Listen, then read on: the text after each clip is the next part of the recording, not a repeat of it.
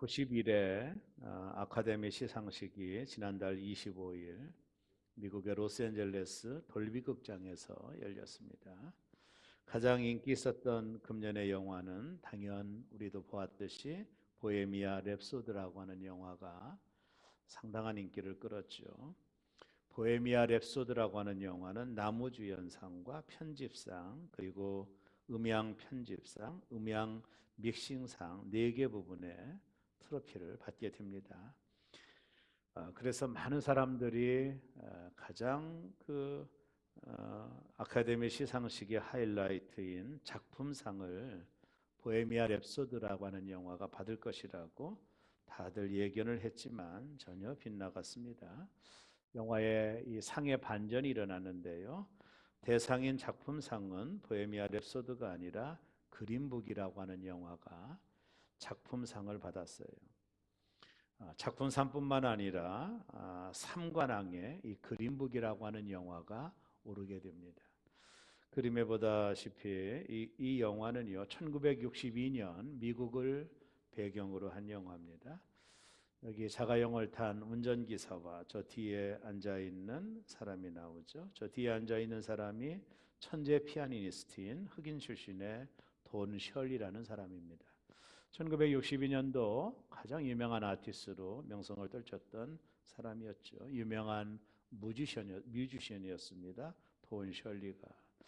그는 미국 남부 투어 공연을 떠나기 전에 자신을 태워다 줄, 이 공연을 위하여 자신을 태워다 줄 운전기사를 한 분을 고용을 합니다. 여기 운전하고 있는 분이 백인 출신의 톤이라고 하는 운전기사를 고용을 해서 이들이 자가용을 통해 그 미국 남부 지역을 이제 돌아다니면서 공연을 하는 거예요. 이들은 인종도 다르고 생각도 다르고 행동도 다르고 말투도 다릅니다. 더군다나 인종이 완전히 다르죠. 그들이 여행을 하면서 여행 안내서가 있는데 그게 그린북이라고 하는 책입니다.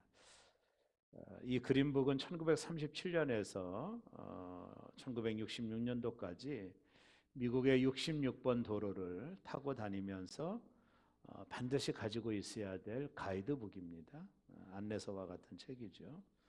왜냐하면 이 책이 흑인들에 의하여 만들어졌는데요. 이 책에는 66번 도로를 타고 다니면서 그때는 인종차별이 심하던 지역이라 백인들이 가는 곳에는 식당도 들어갈 수 없고 이발소도 들어갈 수도 없고 호텔도 들어갈 수 없기 때문에 흑인들이 66번 도로를 여행하면서 흑인들이 안전하게 들어갈 수 있는 장소를 기록한 책이 그린북입니다. 그래서 흑인들은 남부 투어를 할 때 이 그린북이라고 하는 책의 가이드를 따라서 여행을 하게 되는 거죠.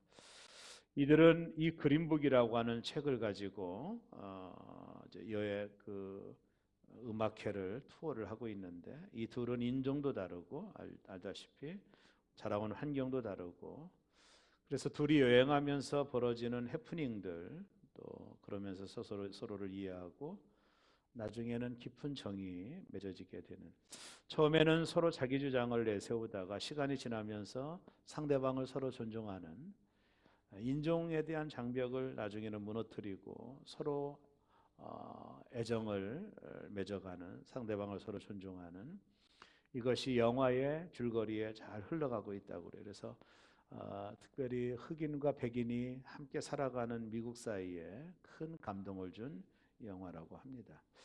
저는 이 내용을 신문에서 잠깐 살피면서 이들이 가지고 갔던 이 그린북이라고 하는 책은 이제 66번 도로를 가면서 어디로 가야 되고 뭐 어느 숙소에 묵어야 되고 흑인들이 여행할 수 있는 가이드북과 같이 저는 이 코멘트를 보면서 성경은 마치 그린북과도 같지 않나 이런 생각을 하게 됩니다.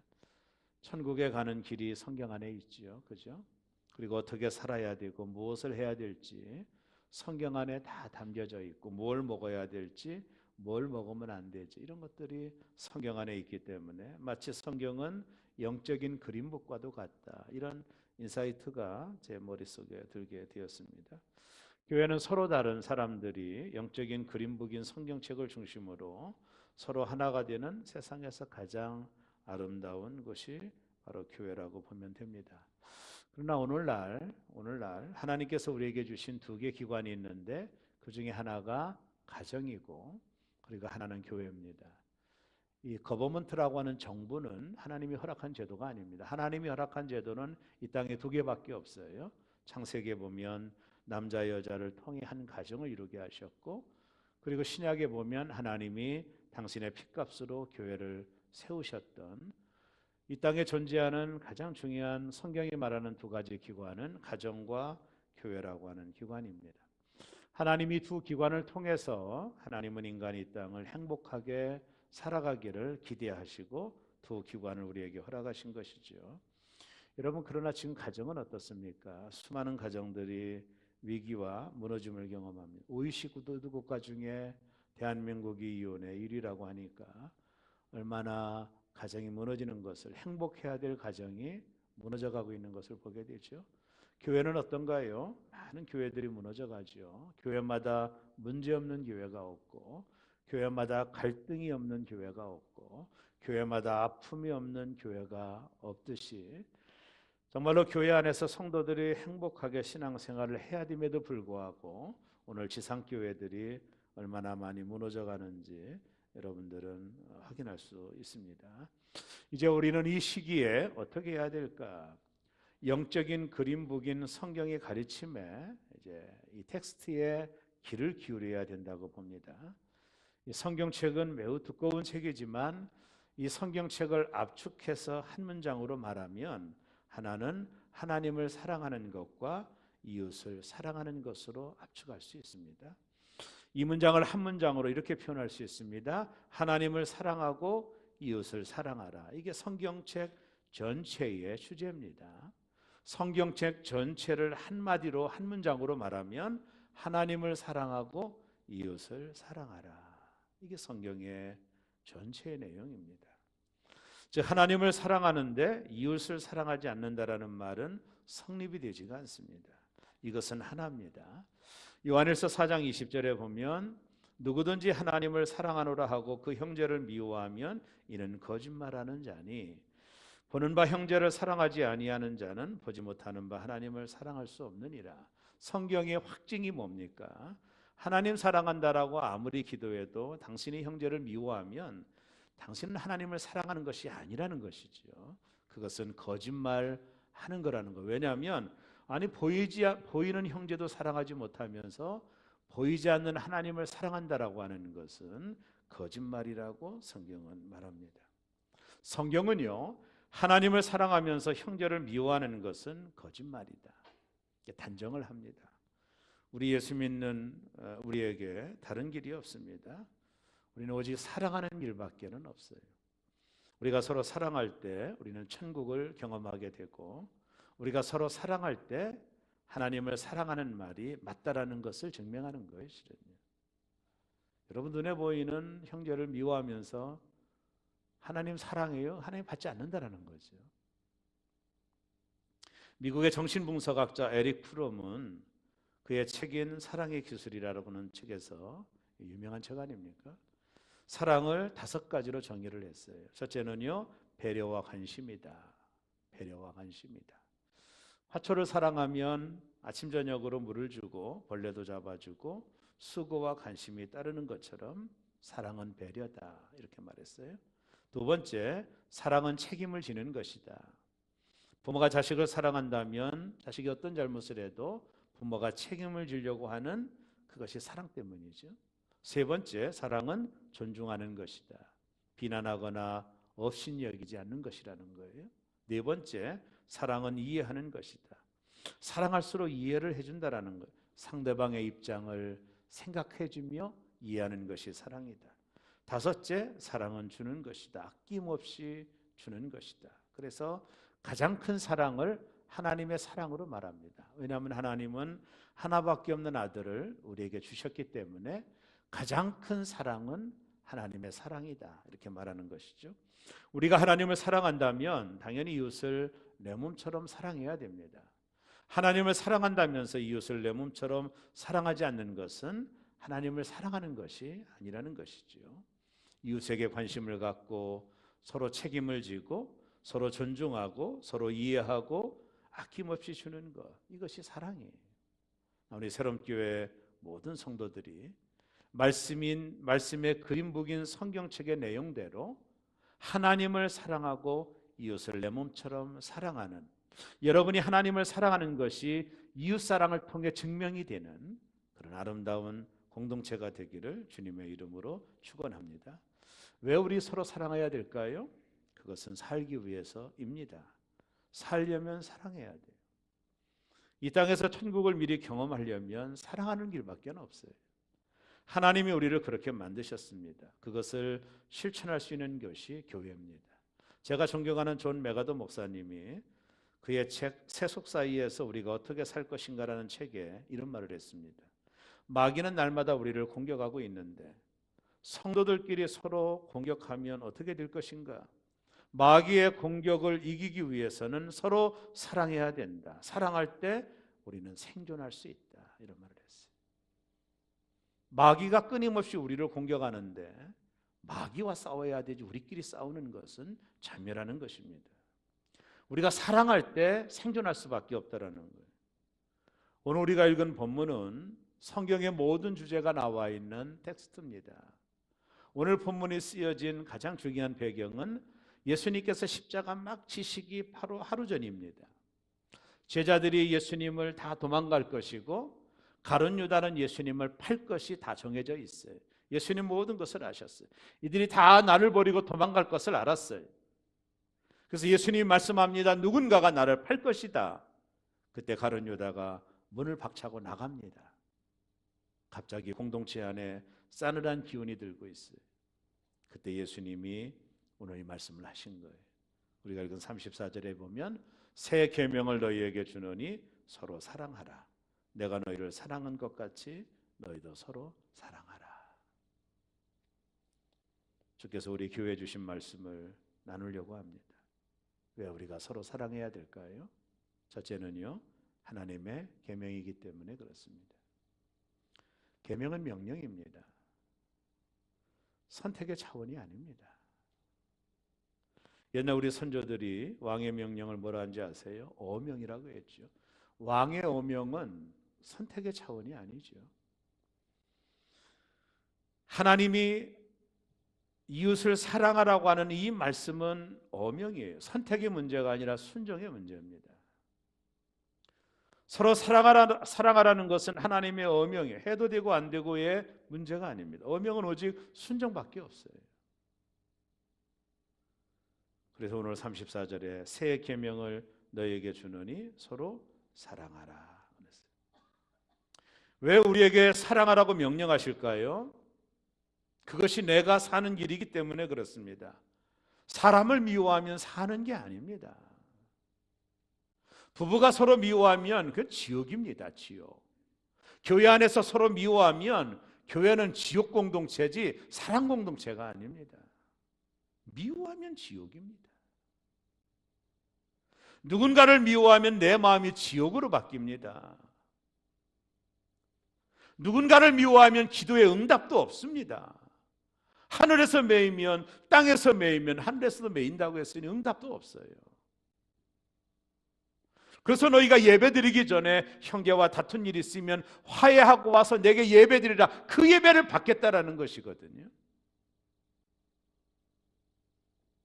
살려면 사랑해야 돼. 내가 살려면 사랑해야 돼. 그래서 하나님께서 사랑하라 명령하신 것입니다. 왜 우리가 사랑이 어려울까 한번 생각해 봤어요. 왜 사랑이 어려울까요?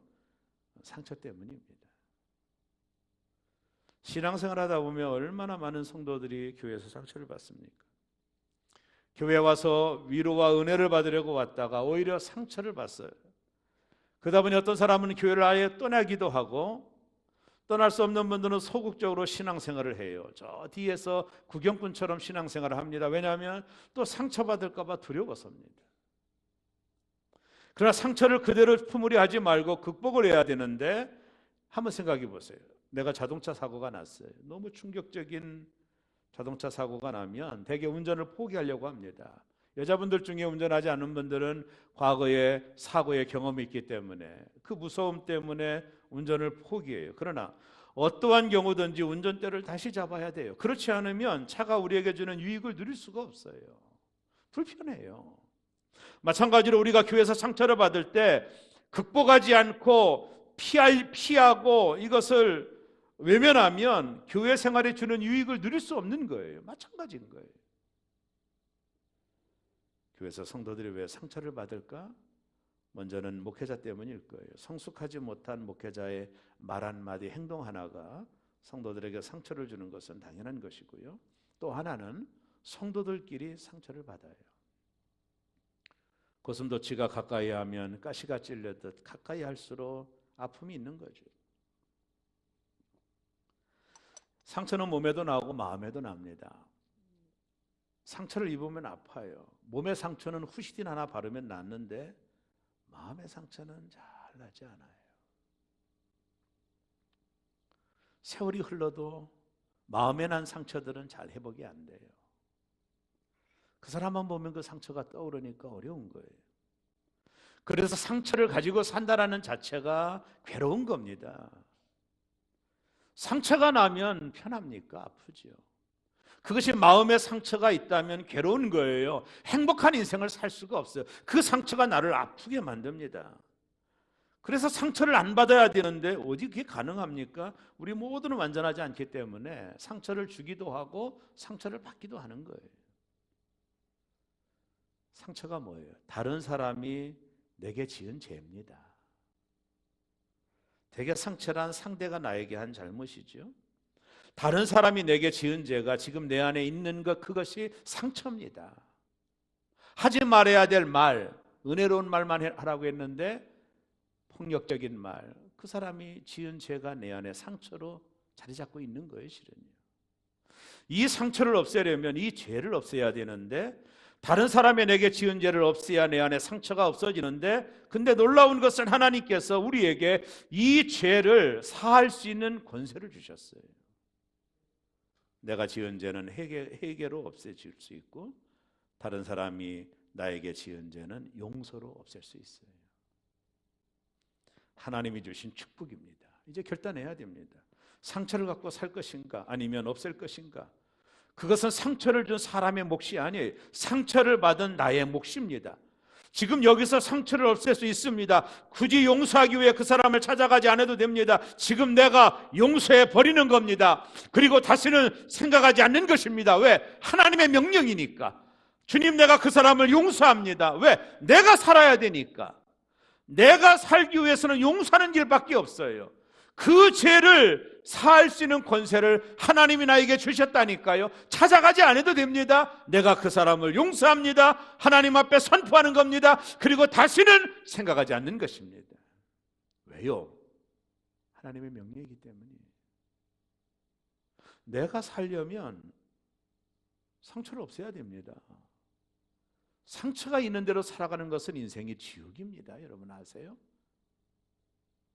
이 상처는 다른 사람이 나에게 행한 죄인데 이 죄를 없앨 수 있는 능력이 하나님이 나에게 주셨어요. 누구든지 내 죄를 하나님께 용서를 구하면 내가 용서해 줄 것이고, 우리의 죄는 용서를 통해 사함받을 수 있고, 내가 받은 상처, 다른 사람이 나에게 준 죄는 내가 용서함으로 상처를 치유할 수 있는 거예요. 이것이 하나님이 우리에게 주신 권세입니다. 왜 사랑해야 돼요? 하나님의 계명이기 때문에 그렇습니다.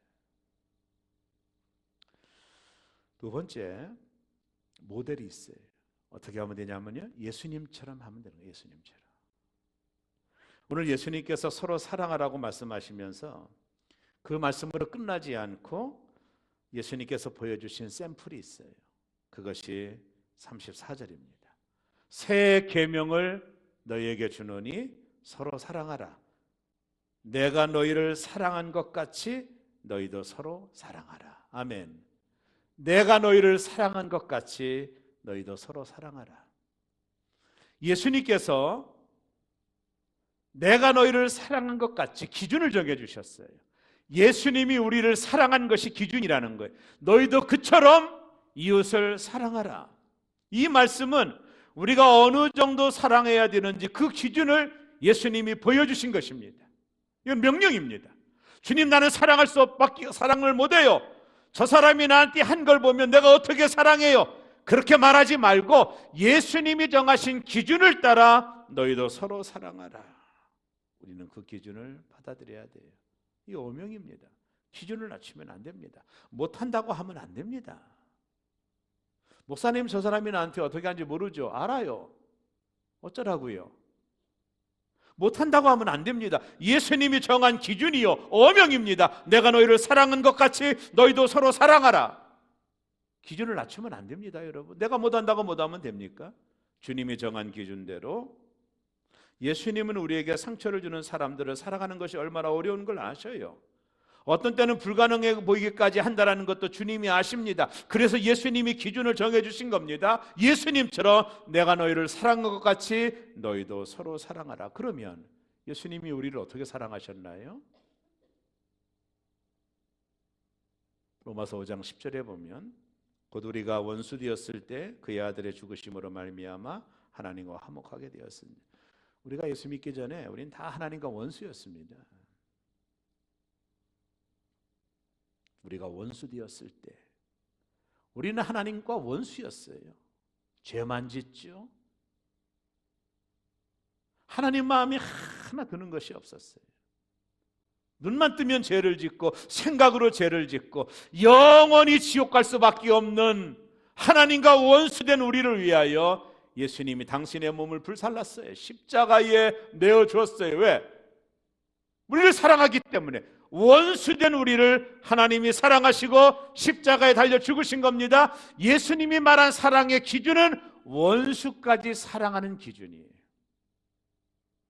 그래서 마태복음 5장 44절에 보면 나는 너희에게 이르노니 너희 원수를 사랑하며 너희를 박해하는 자를 위하여 기도하라. 예수님은 원수를 사랑하라고 명령하셨습니다. 원수가 누굽니까? 나에게 상처를 주고 나를 괴롭게 하고 나에게 고통을 주는 사람들입니다. 본래 우리가 하나님께 그렇게 했던 사람들입니다. 예수님이 그들을 사랑했듯 우리를 사랑했듯 우리도 예수님처럼 그런 사람을 사랑해야 되는 것이죠.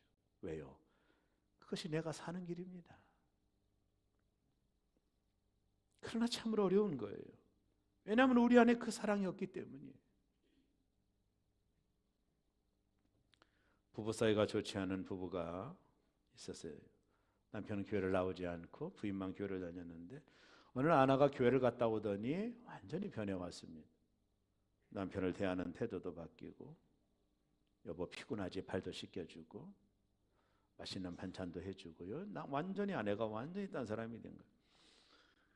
그래서 이 남편이 궁금한 거예요. 부인이 이렇게 바뀌었나? 지난주 교회 갔다 오더니 이렇게 바뀌었거든요. 그래서 남편이 맛있는 과일 한 박스를 사가지고 목사님을 찾아갔대요. 사택문을 놓고 하고 그랬더니 교회 나오지 않는 어느 집사님의 남편이 왔거든요. 목사님 너무 반가워서 아니 선생님 어쩐 일이시냐고 그랬더니 과일 한 상자를 바닥에다 놓더니 목사님 고맙습니다. 목사님이 지난주 설교를 어떤 설교를 한지는 모르지만 그 설교를 듣고 와서 내 아내가 완전히 바뀌었습니다. 말투도 바뀌었고 완전히 바뀌었습니다. 목사님 너무 감사합니다. 죄송하지만 목사님 무슨 설교를 하셨는지 좀 일러주시면 안 되겠느냐고. 목사님이 너무 난감한 거예요. 그래도 알려달라니까 했어요.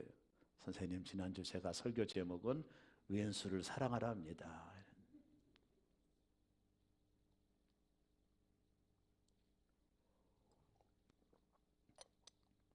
우리가 세상에 태어날 때 그 사랑을 갖고 태어난 게 아니에요.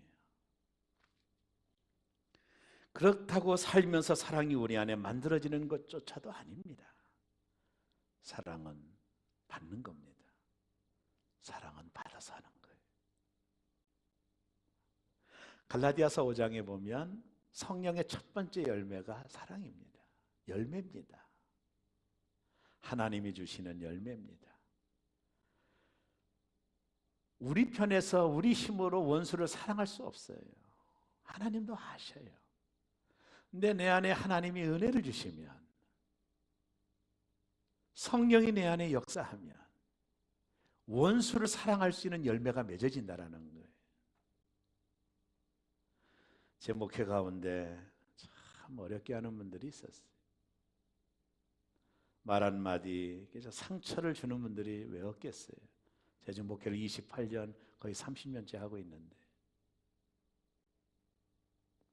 한 분이 너무 심한 말을 제가 들어서 그 양반이 또 가장 또 앞에 앉아 예배 시간에 좀 뒤에 앉았으면 좋겠는데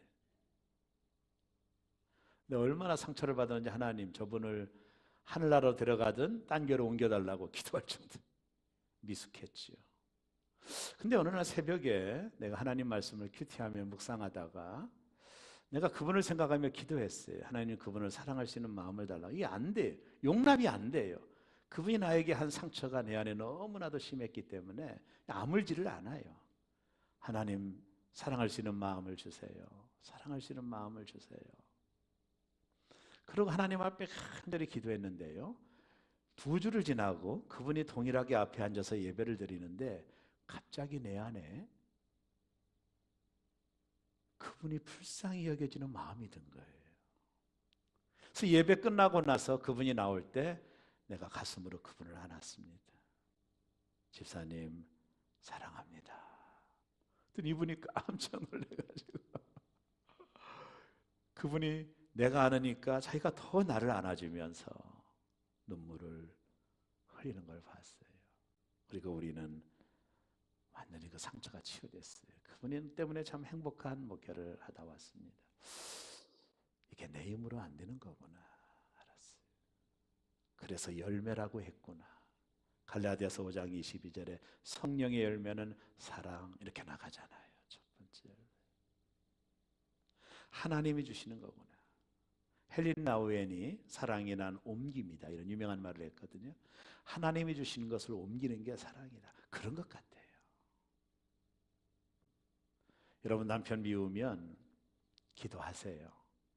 저 왼수를 사랑할 수 있도록 해달라고 간절히 기도하면 어느 순간에 그 왼수가 불쌍히 여겨져요.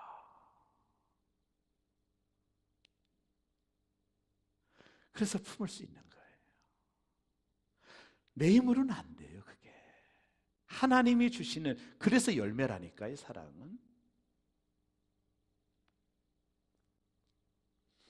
내가 원수를 갚으려 가면 안 돼요. 로마서 12장 19절에 내 사랑하는 자들아 너희가 친히 원수를 갚지 말고 하나님의 진노하심에 맡기라 기록되었을 때 원수 갚는 것이 내게 있으니 내가 갚으리라 주께서 말씀하시니라. 원수를 친히 갚는 것을 복수라고 말합니다. 나에게 상처 준 사람이 내 옆을 지나면 피해가요. 그 사람이 화장실 가면 화장실도 안 가요. 인사를 해도 인사도 받지 않아요. 이 복수거든요. 그 사람과 말을 섞으려고 하지도 않아요. 여러분, 이거는 유치원 2학년입니다. 치사 빵꾸입니다. 교회를 40년 다녀도 그렇게 신앙생활 한다면 여러분들은 미숙한 겁니다.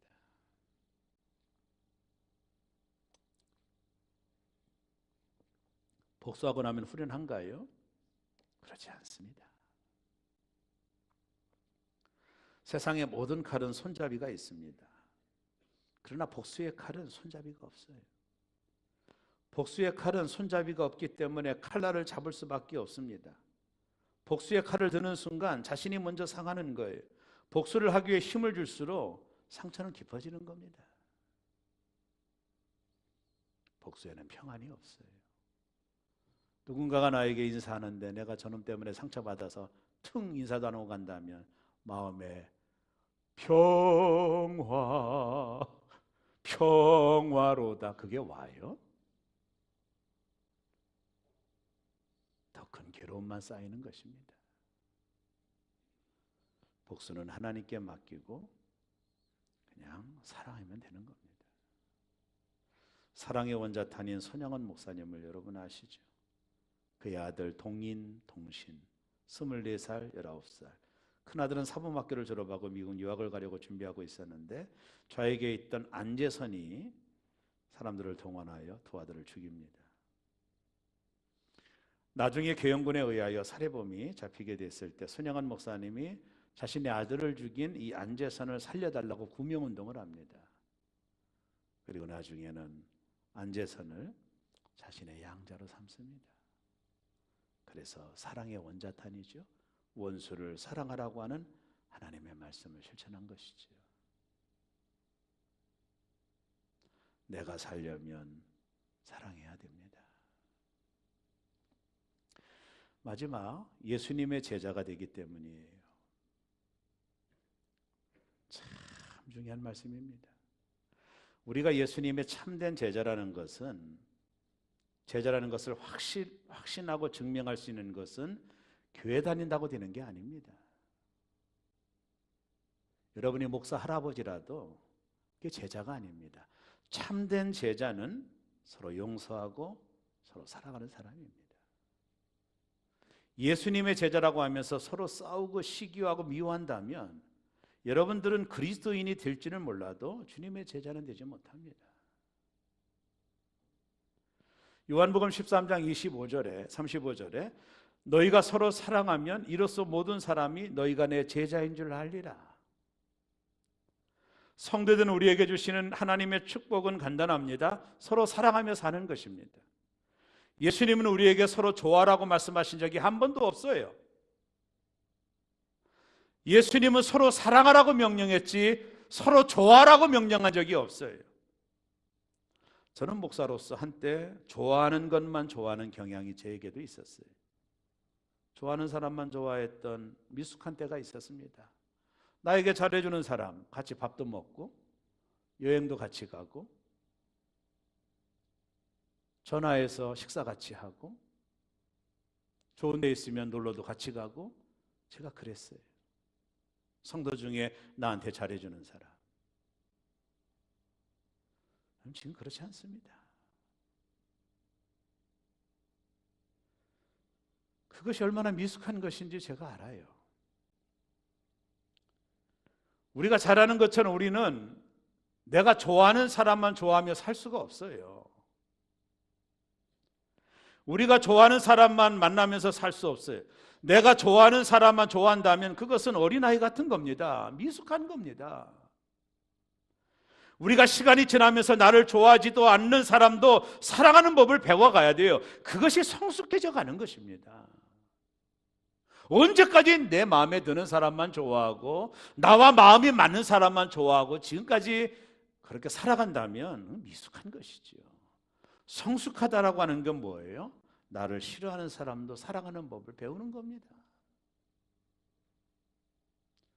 우리는 성장하면서 우리를 좋아해 주는 사람도 필요하지만 우리가 성숙하기 위해서는 우리를 힘들게 하는 사람도 필요한 거예요. 왜? 대개 우리의 아름다운 성품은 우리를 힘들게 하는 사람들과 더불어 무르익어가기 때문에 그래요. 주님의 제자란 우리가 나를 좋아하는 사람이든 나를 싫어하는 사람이든 상관없이 그들을 사랑하는 자예요. 프란시스 세프라고 하는 유명한 분이 사랑이야말로 그리스도의 제자된 유일한 표지다 이렇게 말했어요. 유일한 거라는 거예요.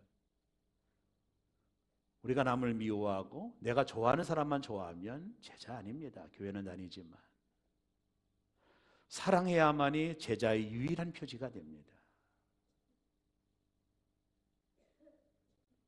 예수님은 너희가 교회 잘 다니면 내 제자라고 말한 적도 없고요.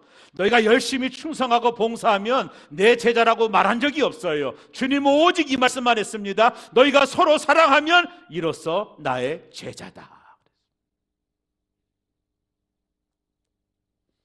로마의 도미시안 황제가 죽은 후에 사도 요한은 밤모섬에서 유배에서 풀려납니다. 예배석 교회를 돌아오게 되죠. 예배석 교회로. 그는 예배석 교회 성도들에게 늘 했던 설교가 있었어요. 뭐라고 설교했냐면 소자들이여 서로 사랑하라. 그가 몸이 불편하여 제자들이 부축을 받고 설교 의자에 앉게 하면서 선생님 오늘은 우리에게 새로운 말씀을 들려주세요 라고 말하면 백발의 녹으로 두 손을 들며 소자들아 내가 다시 말하노니 너희가 서로 사랑하라 그랬습니다.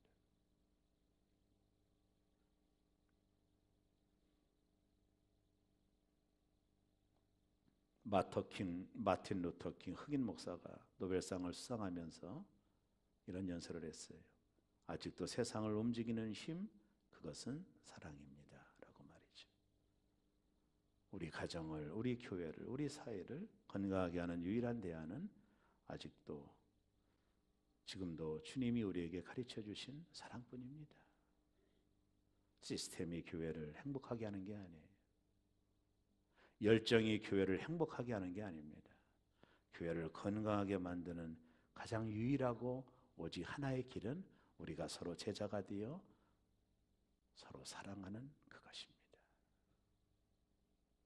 성도가 살려면 사랑해야 합니다. 다른 길은 없습니다. 기쁨의 삶을 살려면 사랑해야 됩니다. 행복하게 살려면 사랑해야 됩니다.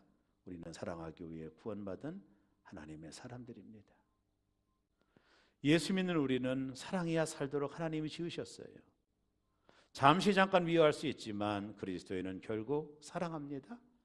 사랑할 수밖에 없는 존재입니다.